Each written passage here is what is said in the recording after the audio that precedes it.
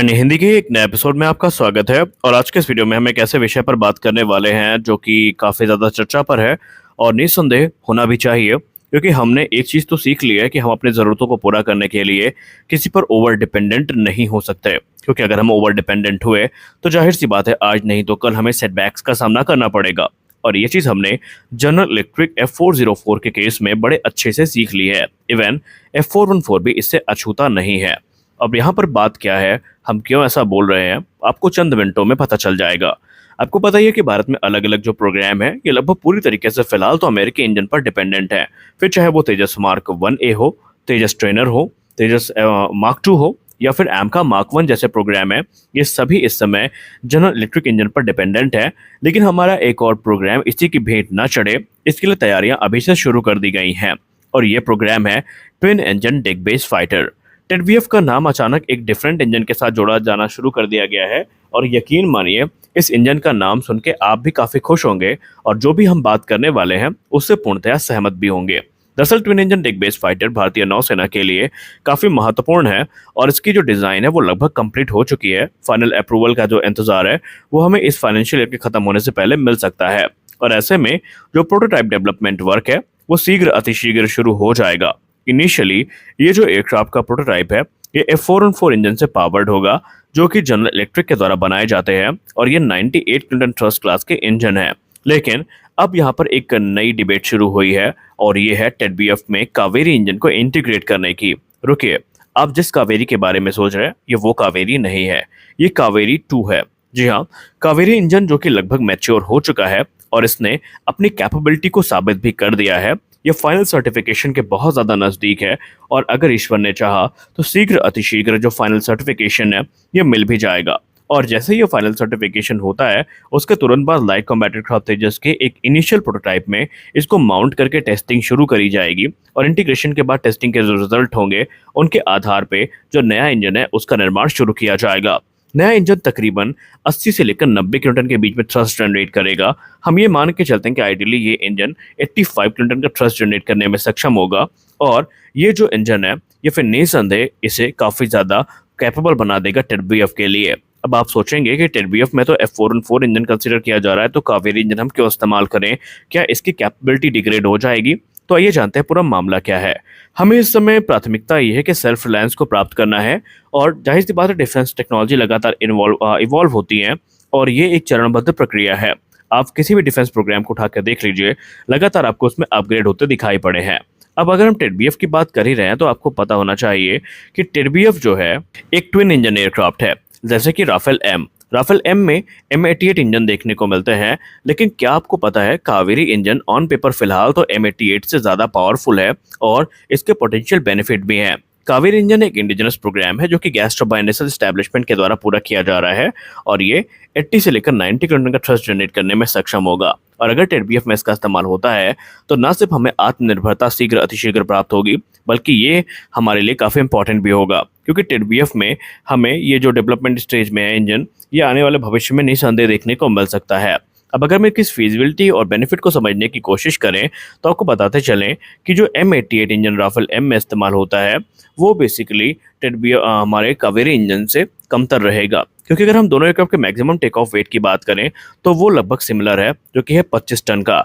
और अब यहाँ पर राफेल जो कि 25 टन का है उसमें M88 इंजन का इस्तेमाल किया जाता है। और आप सब जानते हैं कि राफेल एम को पावर करने वाले जो M88 इंजन है ये 75 किलोटन का थ्रस्ट जनरेट करते हैं और ट्विन इंजन कॉन्फ़िगरेशन में ये एक सफिशिएंट पावर प्रदान करते हैं जिससे राफेल एम अपने ऑपरेशंस को पूरा कर सकता है।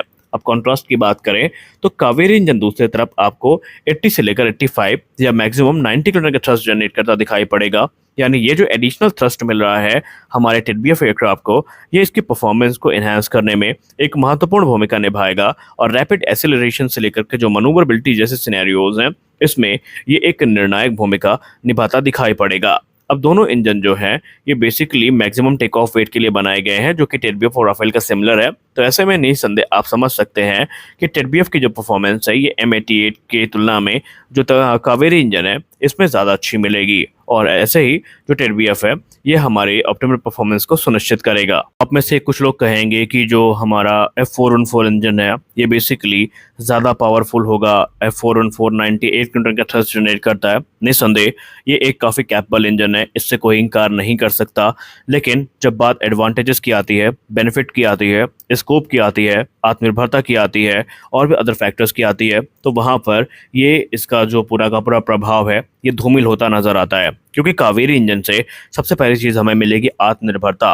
दूसरी चीज़ ये है कि हम स्वदेशी इंजन के प्रोडक्शन को इन्हांस कर सकते हैं। अब ये टेक्नोलॉजी मैंने पहले भी कहा इवॉल्व होने वाली टेक्नोलॉजी है, यानी लगातार मैच्योर होती रहेगी।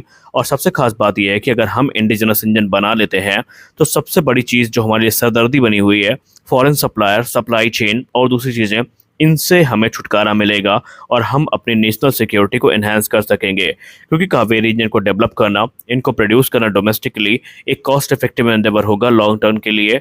और ऐसे में ये जो हमारी लोकल इकोनॉमी है इसको भी बूस्ट देगा, क्योंकि ये बहुत सारी जॉब्स को क्रिएट करेगा, स्किल्ड वर्कफोर्स को तैयार करेगा। और अगर हम रिलाई करते हैं F414 जैसे इंजन पे तो इसकी बहुत सारी खामियां भी हैं। सबसे खास बात यह है कि हमें जो मेंटेनेंस, स्पेयर और अपग्रेड्स हैं इनमें आने वाले भविष्य में दिक्कतों का सामना करना पड़ सकता है। और भगवान न करे जो चीज़ें F404 के साथ हुई हैं सप्लाई चेन से रिलेटेड, अगर ऐसी चीज़ें F414 के साथ हो जाती हैं तो हमारे पास उस समय कोई अल्टरनेट ऑप्शन भी नहीं रहेगा कि तत्काल तौर पर हम कोई मेजर अपग्रेड करके इस दिक्कत को सुलझा लें। तो ऐसे में कावेरी इंजन हमारे लिए न सिर्फ एक ज़रूरत है बल्कि अब हमारे लिए ये प्राथमिकता भी होनी चाहिए। क्योंकि इसके आने के बाद हमारे पास जो क्रिटिकल एस्पेक्ट हैं इन पर एक बड़ा कंट्रोल होगा और हमारे हाथों पर होगा कि हम प्रोग्राम को कैसे आगे बढ़ाते हैं। अब आपको सुनने में थोड़ा ये दिवा स्वप्न यानी दिन के सपने जैसे लगेगा कि कावेरी इंजन तो बन के तैयार नहीं है। तो यहाँ पर बात क्यों की जा रही है, क्योंकि आपको बता दें कि चाहे 10BF हो या तेजस मार्क 2 हो, ये मॉडुलर इंजन फिलॉसफी के साथ आते हैं या मॉडुलर डिज़ाइन फिलॉसफी के साथ आते हैं, जहाँ की आने वाले भविष्य में इसमें जो सिमिलर साइज़ के इंजन है वो अपग्रेड किए जाने की संभावनाएं हमेशा जीवंत रहेंगी। और ऐसे में 10BF के लिए अगर कावेरी इंजन बन जाता है तो इसको इंटीग्रेट करने में कोई खास समस्या भी नहीं होने वाली है। और इसीलिए जो चर्चा है कावेरी इंजन को लेकर के ये तेज़ हुई है, क्योंकि कावेरी इंजन वो प्रोग्राम है जो 1980 के दशक में शुरू हुआ था और सही मायने में इसे 2000 के दशक में ही जो भारत के इंडिजिनस फाइटर एयरक्राफ्ट है उसमें इस्तेमाल हो जाना चाहिए था। लेकिन आपको पता है कि भारत ने पहली बार इंजन बनाया था तो चैलेंजेस तो बहुत सारे थे। हम ये नहीं कह सकते कि चैलेंजेस थे ही नहीं। अभी भी हमारे पास जो critical high altitude test facility है ये नहीं है, हमारे पास कोई डेडिकेटेड फ्लाइंग टेस्ट बेड नहीं है। तो ऐसे में चैलेंजेस तो हैं हमारे पास, इससे हम इनकार नहीं कर सकते। लेकिन हमें GTRE की तारीफ भी करनी होगी कि वो प्रोग्राम जिसको as a failed project declare कर दिया गया था उन्होंने इस प्रोग्राम को जीवंत किया। और आज ये समय है कि कावेरी इंजन हमारे तेजस में कभी भी देखने को मिल सकता है, क्योंकि ऑलरेडी तेजस के एक प्रोटोटाइप में इनिशियल मॉडिफिकेशन शुरू हो चुकी हैं जहाँ पर इस इंजन को इंटीग्रेट किया जाना सुनिश्चित किया जाएगा। तो आज के इस वीडियो में बस इतना ही। आशा करते हैं ये वीडियो अच्छी लगी होगी। वीडियो अच्छी लगी तो वीडियो को लाइक करिए, नए चैनल को सब्सक्राइब करिए। मिलते हैं अगले वीडियो में, तब तक के लिए जय हिंद।